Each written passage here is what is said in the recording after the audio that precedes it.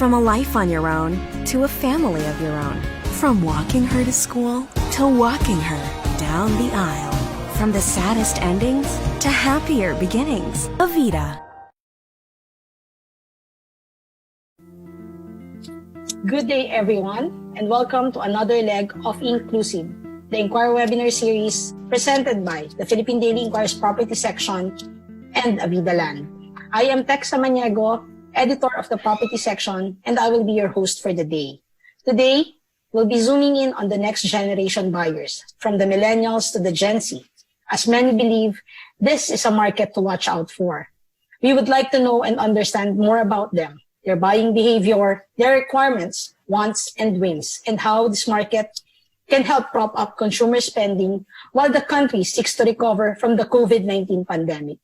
We often hear this phrase, add to cart, increasingly so during the pandemic when many turned to online shopping for their needs. If you think about it, this latest buzzword tells a lot about our next-gen buyers. And if we were to understand them, we should know what makes them want to add to cart, what draws them to a particular product, and the factors that affect their buying decisions. We need to take a closer look into the items that go into their cart, how much their preferences have changed, and if the cart, that consideration basket, so to speak, now includes big-ticket items like a home. We'll also provide tips to our next-gen buyers as to how they can start investing in real estate. Before we officially start, we would like to again thank Avida Land for co-presenting this event with us, and also the organization that supported us in this project, Colliers International Philippines and Wong & Bernstein Advisory Group. Now, let me introduce our first speaker, Professor Eric Soriano III.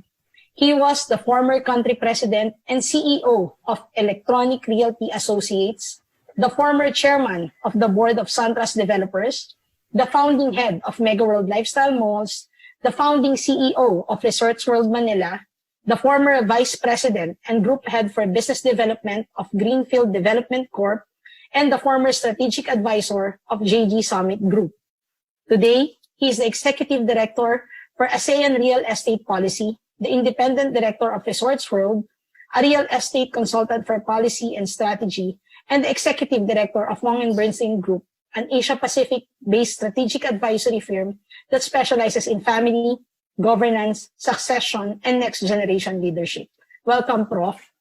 Hey, thank you, Tech. Thank you also to my co-resource. It's always an honor. It's a pleasure.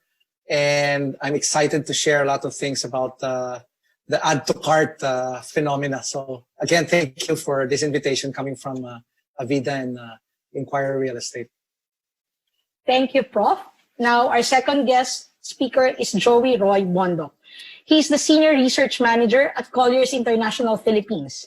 He covers office, residential, retail, leisure, and industrial segments, conducts macroeconomic analysis, and regularly assesses the impact of economic growth to the real estate sector. Our speaker also handles client engagement through market overview presentations to equity analysts, property investors, and real estate firms. His reports have been featured on national news programs such as CNN, Philippines, Market Edge, ANC, Bloomberg Philippines. They've also been featured in international and national dailies such as the Philippine Daily Inquirer, Wall Street Journal, South China Morning Post, Bloomberg, and Nikkei Asia. He's been regularly invited as resource speaker by real estate platforms and industry groups such as the Manila Real Estate Boards, Philippine Association of Realty Appraisers, Real Estate Brokers Association of the Philippines, Lamudi, and Hoppler. Welcome, Joey. Hi, Tech. Good afternoon, and thank you for inviting Colliers and for letting us share our insights this afternoon. Of course, in the property market, we're seeing new trends, especially during the pandemic and after the imposition of lockdown across the country. But one market that has really been aggressive, and I believe that is really something to watch out for, is the millennial market, those that really love to add to cart. And it's interesting how that we can further delve into this market and see how the property market can benefit from this demand driver moving forward. Thank you, Joey. Meanwhile, joining us today is someone who will talk about the joys of online purchases and the factors that affect or influence her buying behavior. Pam Pastor started working as a journalist when she was 17. She grew up in the newsroom of the Philippine Daily Inquirer, where she is now the editor of the pop culture section Super and youth section To Be You. She is the author of books Paper Cuts and Planet Panic, and one of the editors of the books Youngblood 4, 5, 6, and 7. She is the vocalist of the band Mosey. In December 2015, Pam was diagnosed with clinical depression and anxiety disorder and has been using her voice to end the stigma against mental illness. Pam is also into collecting books, toys, and nail polish, among others. Welcome, Pam. Hi, everyone. Yes, like Tech said, I am an add to cart expert, meaning I add way too many things to my carts. But I'm really excited to be here because I feel like I have a lot to learn from our resource persons. And I really think that I need to kind of have a shift in the way I view spending so I can start making smarter investments. And I think that's something that people watching can also relate to. Thank you, Pam. Thank you. Now that we've introduced our panelists, we will start with what looks like to be an exciting discussion. As I've mentioned, we are here to find out who exactly are the next-gen buyers, as well as provide this market a few tips on how they can start investing in their dream home. If we better understand our buyers, we will be able to somehow find ways to better address their needs, attract them as a market, and harness their potential as a possible game changer. Okay, let's start off with this question for Prof. Prof, who is this so-called next-gen buyers and how big is this segment? I mean, what kind of buyers do we have in this market and how big do you think is their impact to the economy? Good question, Tech. I remember at the last quarter of 2020, I was invited to be a resource for a real estate forum for the Asia Pacific market. And the audience size was around 2,000, not in the Philippines. So I was a resource for a Singapore group that was meant to talk to the 2,000 attendees virtually. And the first thing I asked, so what comprised this 2,000 attendees? Gen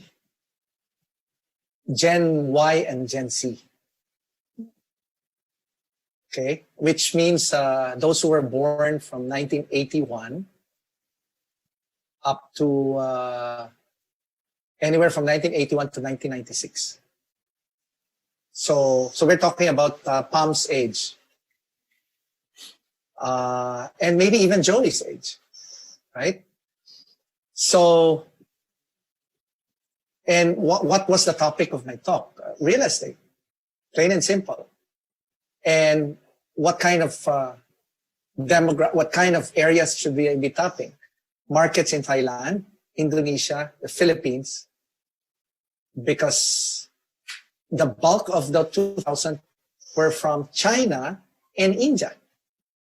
So suddenly I had to do a lot of research, and I found out that even before that virtual forum, Asia Pacific millennials were massively buying in these countries that were mentioned, including the Philippines. And I further researched that in Asia Pacific, there are 1 billion millennials. And a big chunk of that are Chinese millennials that would be buying in droves. And the country of choice then, the past 4 years, is Thailand.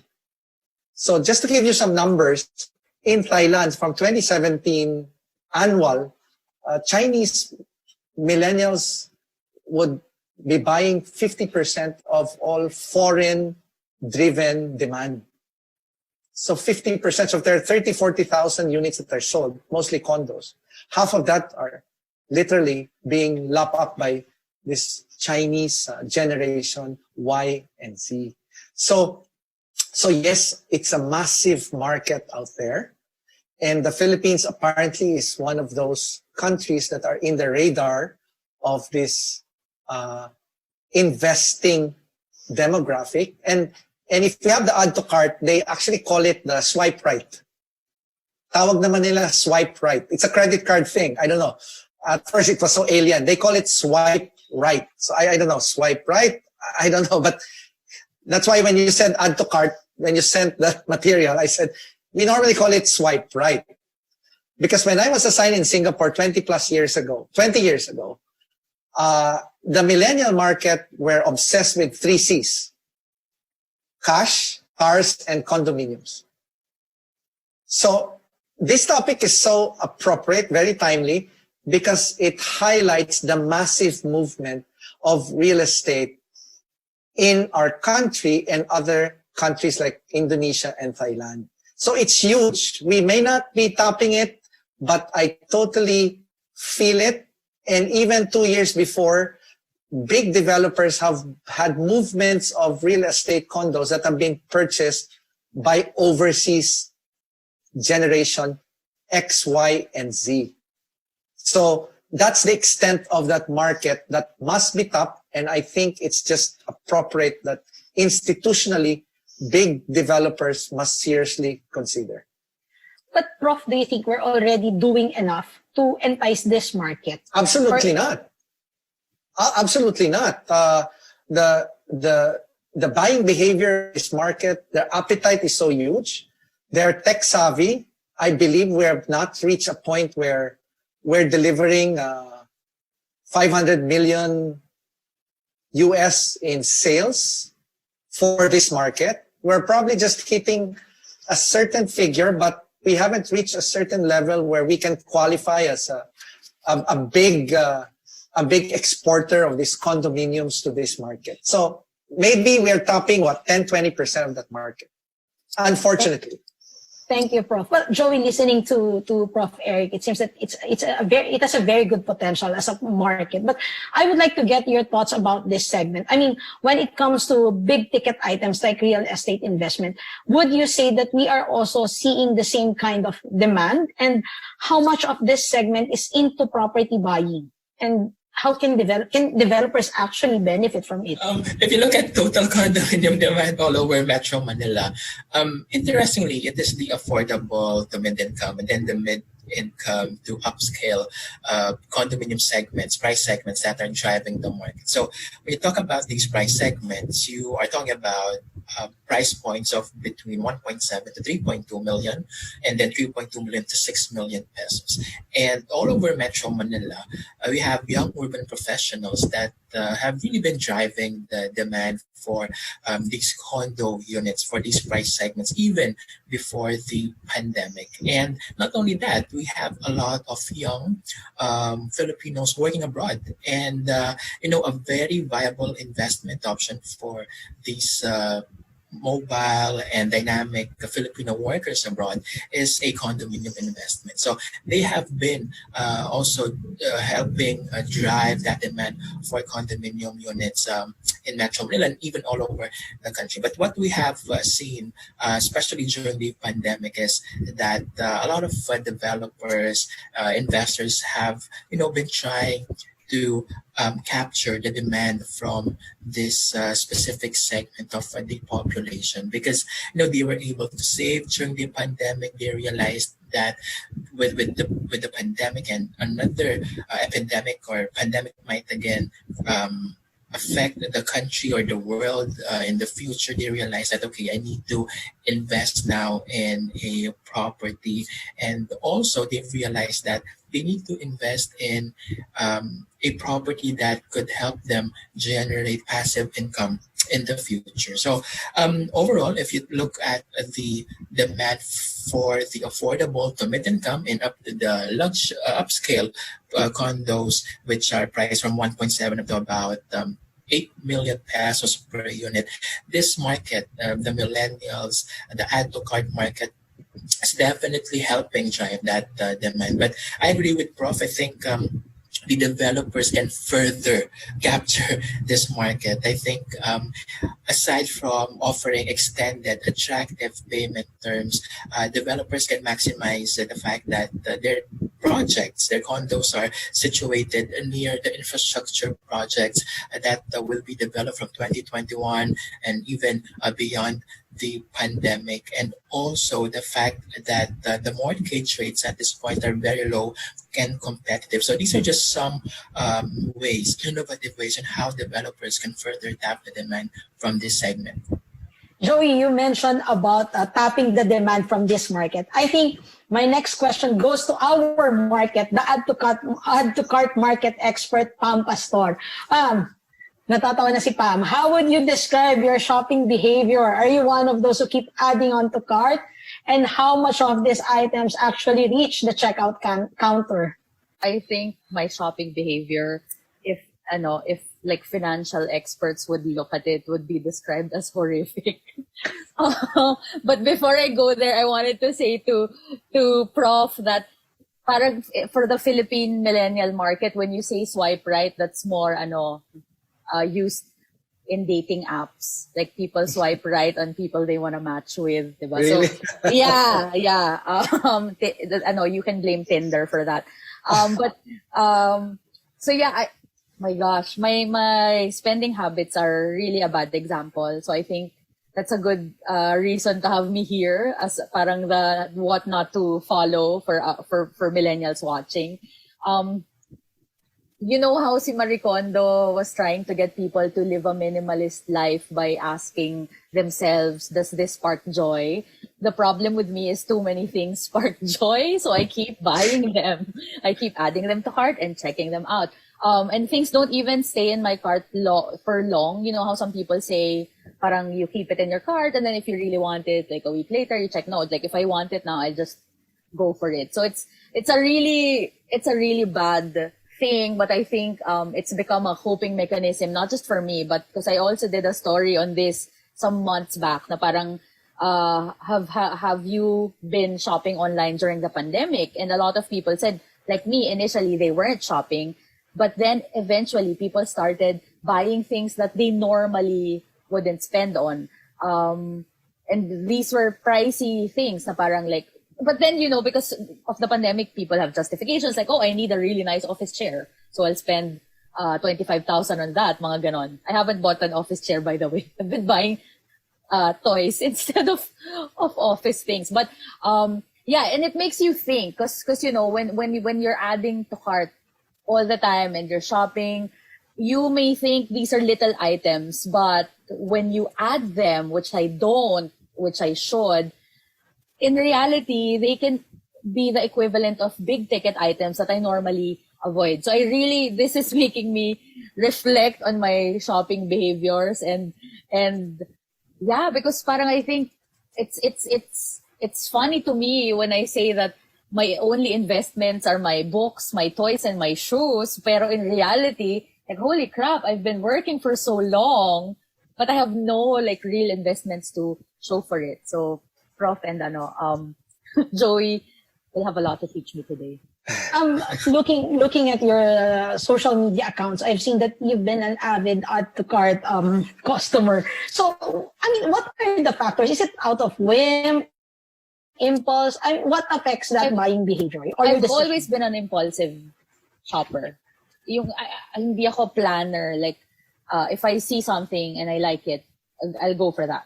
And the problem also is I have a tendency to obsess over things. So if I like something, I really like it, and for a long period of time, I would keep buying that. Like I went through my nail polish phase. I haven't bought new nail polish in years, but I still use all the ones that I bought, and there's so many of them. I feel like I can change nail colors every day. Sorry, would you be willing to share like how many? Oh my gosh. Siguro nasa 1,000 bottles. Wow. Wow. Yeah. But bawas na yan because like I used to do pag may typhoon, like I would do diba, like a thing in the office like polish for panties where I'd sell nail polish tas buy underwear for the typhoon victims, mga ganyan. So that was my way of getting rid of some of them, but I still have a lot. I could still change my nail color every day for several years without Ano na yan? Add to cloud cart. Diba? Talagang, yeah. So, add to cart. so talaga, I think, I think I'm an extreme example naman. But you'll be surprised because a lot of people, like, all these things that I am into, kunyari, the toys, there are communities of people who are into it. So there are really a lot of us who spend on these things. Pero maybe some of them are more in control than I am. And I think parang we get so used to instant gratification na when you think about like if I buy a house, it's gonna take forever. Tas parang ang habang commitment and all of these things. I think these are like the mindsets that I think I need to change in myself. And maybe in other millennials also. Kasi parang it's such a commitment. Like I would, yun na nga parang before this, diba, people were saying millennials were spending more on travel, on experiences. I'm the same way. Like if I would spend a lot of money on traveling, on experiencing things, ganyan. Pero bakit yung down payment for a house sounds so like out of this world to me, diba? So yeah, something needs to change. Okay. Thank you, Pam. Prof, can buyers like Pam be converted? I mean, how can developers actually convince this type of market? And also, would it be wise for them to actually, considering the current situation, it's a pandemic, to add a big ticket item such as a condo or a property into their shopping cart, figuratively? Okay. I'll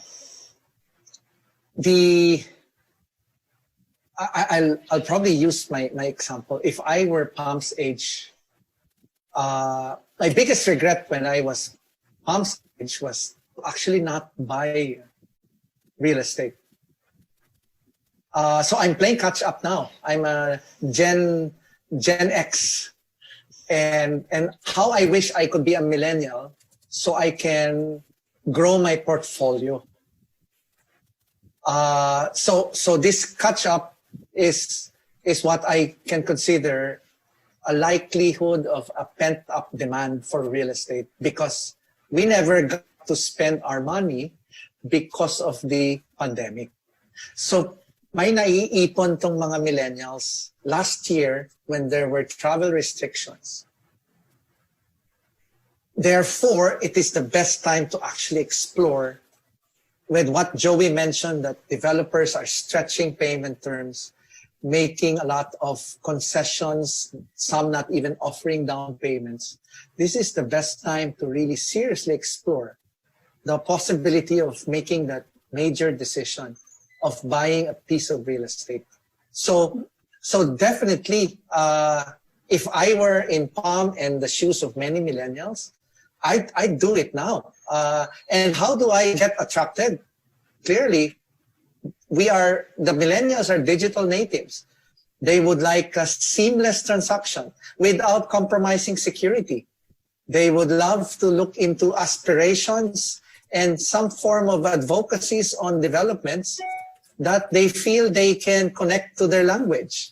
Right? So when developers can put all of this together, I think the millennials will be there to respond to the call, not just for investment, but because they can speak the language of these millennials. This is for both Prof and Joey. I think, as mentioned by Pam, the intent is there, but sometimes there are factors that hinder. I mean, what can developers do to better entice this market? Because like if we total Pam spending online, buying different items, I think it would be more than enough to cover for the down payment, the initial down payment. But what else can developers do? And I mean, are they ready for this type of market? The next gen buyers? Joey or Prof? I'll start. Okay, Sure. with developers, one scheme that they've been implementing already is the extended payment terms. Okay, so this attractive extended payment terms has really helped the developers to entice buyers, including millennials, the add to cart generation during this times of economic uncertainty. But not only that, I think developers can further tap this market by enticing them to invest in a condo unit, because at number one, if you look at the other investment options in the Philippines, and after all, we don't have a lot of investment options in the Philippines. It's practically just the stock market or the property condo unit. And if you compare the two investment options, it is the condominium unit, the property that is less volatile to, of course, global economic shock. So that should somehow entice the young investors to invest or buy a condo unit. Not only that, I think what really resonates with the young buyers, the millennials, is the fact that they're seeing a lot of infrastructure projects being built, developed by the government all around Metro Manila and even near other urban areas, Pampanga, Cavite, Laguna, Batangas. And we believe that once these projects are completed, they will further raise the attractiveness of a condo unit and further improve its leasing prospect. So, these are just some of the schemes that developers, we believe, should maximize and highlight. Not only that, we believe also that the working from home is not just a temporary solution. In fact, a lot of companies, BPOs, are already implementing work from home scheme. It's either they're implementing split operations now, 50% working from home, 50% of staff in a traditional office setup, but some of them already implementing 100% work from home scheme. So we believe that this work from home setup will be for the long haul. It will not just be for the next 3 to 6 months. And if you are a freelancer, a millennial, then you should invest in your own condo, because you need to carve out your own home office moving forward. And the Philippines is also one of the fastest growing gig economies in the world. If I'm not mistaken, we're the 6th fastest growing gig economy in the world. What does this mean? We have a lot of freelancers here in the Philippines. And if you're a freelancer, it will just be a very attractive proposition, investment option to buy your own condo unit, because especially with all the freelancing and work from home schemes being implemented and allowed by companies all over the world, not just in the Philippines. So these are some of these schemes that we believe developers should highlight and to entice more younger millennial buyers to invest in their own condo. Thank you. Prof, how about you? How can we convince Pam? So how do we woo Pam and millions of millennials out there? It's all about practically changing in a different perspective the manner of wooing millennials like Pam. One is leverage technology. Millennial generation prefers going online. So technology through mobile apps must find its way into the home buying process. It has to be seamless. It has to be fast, again, without compromising security. So by leveraging technology, developers will definitely have the edge and can capture this group of a new generation, this add to cart generation. Second, there should be less questions because they are impatient. Right? During my time, it was all referral. We buy real estate based on most likely newspaper ads. Now it's a combination of newspaper ads, reputation, credibility, and traditionally it's fine, needs, habits, but it's also the lifestyle and the technology combined. So even in the Singapore experience I've had, some millennials, they do buy blind because they trust the brand, but they're willing to go at it, not necessarily even visiting sites, because the portal, the technology can make a big difference. So it's all about fast, seamless. It's harnessing technology, and we should mirror millennial values. I mentioned about their beliefs, their values, the so-called authenticity. If you can add social, environmental responsibility, these are important values that the millennials are currently embracing, and developers must heed and must talk this language if they want to draw more millennial property buyers. You see, the divide between investing in the stock market and stretching payment terms are very thin. Halos konti na lang. But the volatility in the stock market, millennials would prefer stability over the volatility. So the advantages are there. That's why I said Southeast Asia, we are looking at a massive movement of millennials buying real estate. In the Philippines, I agree with Joey, a big chunk are already in the millennial space. As a matter of fact, has overtaken the overseas Filipino workers' appetite as far as portfolio. But we can do more. We can do more, not just locally, but attracting hordes and hordes of overseas millennial investors also. Thank you. We've heard it from the expert. Now, again, going back to my next gen buyer, to Pam, to this news market. Pam, what would actually entice you to actually consider putting or adding to cart a property? Well, What are the factors? Prof mentioned the importance of stability. And I think the past year has parang really shown us the importance of stability and having a place to call home, you know, because we've never spent more time at home than we have in the past year. And of course, that makes you think, you know, like, where that need to have some place that you can call talagang yours, I think is something that's making me think. I think one of the things that's also parang the reason it hasn't been a priority for me is because I don't have a family. I have a younger brother who's really heavily looking into real estate right now, as of this moment. As we've been having conversations about this for the past few weeks, because he started a family. So I think that's one of the things. But one important thing that would entice me, this is a deal breaker. The property developer, the property has to be pet friendly because I have a dog and I'm a slave to my dog. So I need a place that will welcome both me and my dog. But yeah, the desire is there. I just really think it needs to become a less daunting idea, you know, because of course, one part is the money, because, you know, it sounds like, my God, so much money you're going to spend for how many years. But apart from that, it's also the process. Like, how much paperwork will this require? Am I signing off my life? You know, but I think this is the importance of having, a section like Inquirer Property, educating people like me, diba? Like breaking down the process and what a joyful thing it is actually to buy real estate. And yeah, I think the past year has really made me think about things, and I need to chill on buying toys so I can finally make my big ticket purchase. I'm posing this question to both Prof. Eric and Joey. I mean, do you think that the next gen buyers are ready for this big purchase that is property investment? And what do you think will make them add the property to their carts? Maybe we could start with Prof. Oh, like what Pam said, it should be frictionless.